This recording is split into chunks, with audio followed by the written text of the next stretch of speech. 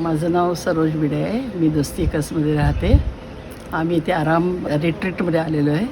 ते पेणला आहे आणि आम्हाला तिथे फारच आवडलं.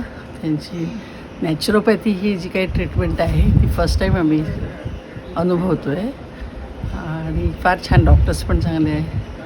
जे मॅनेजमेंटचे लोकं पण ओनर्स पण चांगले आहेत आणि स्टाफ पण एकदम छान आहे.